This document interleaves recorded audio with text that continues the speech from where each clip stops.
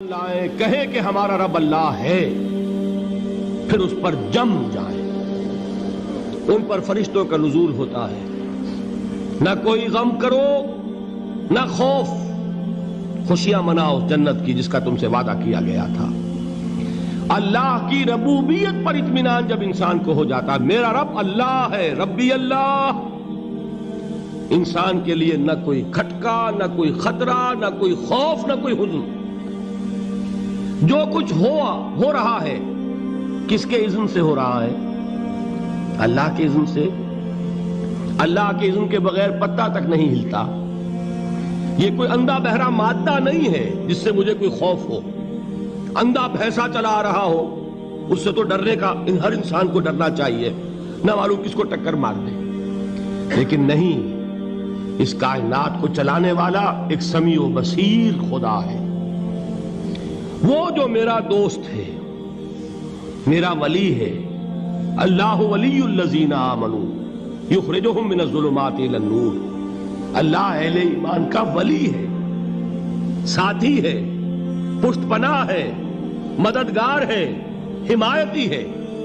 بتائیے جسے یقین ہو جائے کہ اللہ میرا مددگار، اللہ میرا محافظ، اللہ میرا پشت پناہ، اللہ میرا حمایتی، اس کے لیے کوئی خوف ہوگا؟ اس سے کوئی ڈر ہوگا؟ میں مثال دیا کرتا ہوں ایک بہت سادہ، پنجاب کے دیہات کی۔ وہ بڑا چودھری ہے اور کوئی غریب کسان ہے۔ اس غریب کسان کے جانوروں کو ہر وقت اندیشہ ہوگا چوری کا، کوئی میری بھینس کھول کر نہ لے جائے، کوئی میرا بیل کھول کر نہ لے جائے۔ لیکن جس کے بارے میں یہ سب کو معلوم ہو کہ وہ جو بڑا چودھری ہے وہ اس کا دوست ہے، اس کی بچیا کو کوئی خوف ہوگا؟ اس کی بھینس پر کوئی ہاتھ ڈالے گا؟ اسے کوئی اندیشہ ہوگا؟ نہیں۔ کیوں؟ کہ وہ بڑا چودھری، بڑا اس کا یہاں کا سردار، جاگیردار، سب کو معلوم ہے وہ میرا دوست ہے، کوئی میرے خلاف اقدام نہیں کر سکتا۔ اس دنیا میں یہ چھوٹی سی بات اگر آپ کے دلی اطمینان اور سکون کا باعث بن سکتی ہے تو ذرا تصور کیجئے۔ میں لفظ تصور استعمال کروں گا صرف اس لیے کہ اس کا ہم جس کو کہتے ہیں ادراک اور شعور کر نہیں سکتے، اگر کے ساتھ کر سکتے۔ اگر یقین ہو کہ اللہ میرا مددگار اور یقین ہو کہ اللہ ہر آن میرے ساتھ ہے، پھر کوئی خوف؟ کس کا خوف؟ کوئی شے اللہ سے بالا تر ہے؟ کوئی قوت اس سے زیادہ طاقتور ہے؟ کوئی اس کے ارادے کو بدلنے والا ہے؟ کوئی اس کی مشیت کے آڑے آنے والا ہے؟ یہی بات ہے جو حضور نے فرمائی۔ یہ ایمان کا حاصل ہے لب لباب، کہ دیکھو اچھی طرح اس بات کو ذہن نشین کر لو، اگر تمام انسان مل کر تمہیں کوئی نقصان پہنچانا چاہے نہیں پہنچا سکتے مگر جو کچھ اللہ نے لکھ دیا ہو، اور تمام انسان مل کر تمہیں کوئی نفع پہنچانا چاہیں نہیں پہنچا سکتے مگر وہ شے جو اللہ نے طے کر دی۔ آپ پھر میں کہوں گا ذرا طاری کیجئے، اسے فرض کیجئے، اسے سوچئے۔ اگر اس حدیث پر ہمارا دل ٹھکا ہوا ہو تو کسی سے ڈر ہوگا؟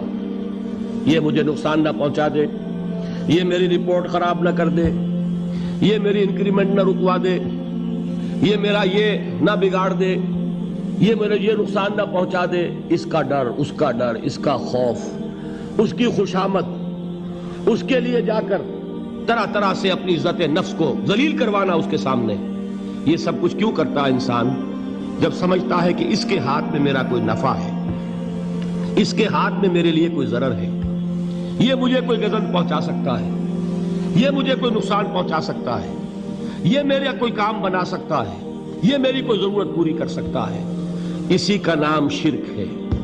جہاں آپ نے یہ سمجھا کہ غیر اللہ کے اندر کوئی طاقت موجود ہے وہی شرک ہے۔ بتوں سے تجھ کو امیدیں، خدا سے نومیدی، مجھے بتا تو صحیح اور کافری کیا ہے؟ شرک تو یہ ہے۔ جس پر بھی تمہیں یہ خیال ہے، کلمہ ہے یہ کلمہ سوم، لا حول ولا قوت الا باللہ، ذرا اس پر دل کو کبھی اگر آپ تصور کریں، پھر فرض کریں، دل ٹھک جائے اس پر، کوئی طاقت نہیں۔ یہی بات تھی جو شیخ عبد القادر جیلانی رحمۃ اللہ علیہ نے اپنی وصیت میں اپنے بچے سے کہی. 11ویں دینے والے ہیں، لیکن حضرت شیخ عبد القادر جیلانی کی وصیت اور تعلیمات کو کتنے لوگ ہیں تم جانتے ہو؟ یہ جن مقامات تک پہنچے ہیں وہ کس چیز کی بدولت پہنچے ہیں؟ انہوں نے جو پیغام دیا وہ کیا تھا؟ اے میرے بچے، جس طریقے سے قرآن مجید میں حضرت لقمان کی نصیحتیں جو ہے نقل کر دی گئی ہیں، میں یہ عرض کروں گا بالفرض اگر قرآن حضرت عبد القادر جیلانی کے بعد نازل ہوا ہوتا تو شیخ عبد القادر کی یہ نصیحتیں بھی قرآن میں درج ہوتی. اتنی اونچی نصیحتیں ہیں. اے میرے بچے، اس حقیقت کو ذہن نشین کر لے، لا فاعل فی الحقیقت ولا مؤثر الا اللہ. اس کائنات میں نہ کوئی فاعل حقیقی ہے نہ مؤثر حقیقی ہے سوائے اللہ. کسی شے میں کوئی تاثیر نہیں اگر اللہ نہ چاہے. آگ جلا نہیں سکتی اگر اللہ نہ چاہے. پانی ڈبو نہیں سکتا اگر اللہ نہ چاہے. زہر ہلاک نہیں کر سکتا اگر اللہ نہ چاہے. کوئی چیز فائدہ نہیں پہنچا سکتی اگر اللہ نہ چاہے. تو در در پہ کیوں سر جھکاتے ہو؟ در در پر کیوں جبیں سائی کرتے ہو؟ سب کے سامنے کیوں ہاتھ پھیلاتے ہو؟ ایک اللہ سے مانگو. ایک اللہ کے سامنے زمین پر اپنی جبین رکھو. لا فاعل فی الحقیقت ولا مؤثر الا اللہ. نظر آتا ہے ہمیں کہ پانی پیاس بجھا دیتا ہے. پیاس بجھانے کی صلاحیت پانی میں نہیں ہے، اللہ کے اذن سے. کھانا بھوک مٹا دیتا ہے. بھوک مٹانے کی صلاحیت کھانے میں نہیں ہے، اذن رب میں. دیکھیے یہی یقین تھا. حضرت موسیٰ علیہ السلام کا واقعہ یاد کیجئے. سامنے سمندر آ گیا ہے. قوم دیکھتی ہے پیچھے کہ گرد و غبار کا طوفان ہے. معلوم ہوا کہ فرعون اپنے لشکر سمیت آ گیا ہے. لشکر جب چلتا تھا تیز رفتاری کے ساتھ تو گرد و غبار کا جو طوفان اٹھتا تھا اس کا تصور کیجئے. اور لمحہ بلمحہ وہ قریب آ رہا ہے. پوری قوم نے کیا کہا؟ اے موسیٰ انا لمدرکون. اے موسیٰ ہم کو پکڑے گئے. قرآن مجید نے تو یہاں وہ باتیں نہیں لکھی ہے، لیکن تورات میں یہ درج ہے کہ بنی اسرائیل جھگڑنے لگے، دست و گریبان ہو گئے موسیٰ کے ساتھ. موسیٰ ہمیں یہاں مروایا لا کر، اس سے تو ہم ہی بہتر تھے. وہاں کھانے کو ملتا تھا، زندگی تو تھی. بیگار ہم کر رہے تھے، موت تو نہیں تھی. اب جو کچھ ہوگا اس کا تصور کرو، جس طریقے سے ہمارے ٹکڑے اڑائے جائیں گے. تو لڑ رہے ہیں حضرت موسیٰ علیہ السلام سے. یہ تورات کی تفصیل ہے. قرآن میں صرف اتنا آیا ہے، پریشان ہو کر انہوں نے کہا انا لمدرکون. موسیٰ ہم تو پکڑے گئے. اس وقت موسیٰ کا جواب کیا ہے؟ کلا ان معی ربی سیہدین. نہیں، میرے ساتھ میرا رب ہے، وہ راستہ دے گا. بتائیے کہاں راستہ نظر آ رہا ہے؟ یہ ہے ایمان بالغیب. راستہ نظر نہ آئے تب اللہ پر یقین ایمان ہے. جیب میں پیسے ہوں اور تب دل کو اطمینان ہے تو ایمان کس پر ہوا؟ پیسے پر، اللہ پر نہیں. جب وسائل و ذرائع نہ ہوں اور پھر یقین ہو کہ اللہ مسبب الاسباب ہے، وہ اسباب کا پابند نہیں ہے، وہ اسباب کا محتاج نہیں ہے، اسباب اس کے محتاج ہے. اگر یہ یقین ہے تو اللہ پر ایمان ہے.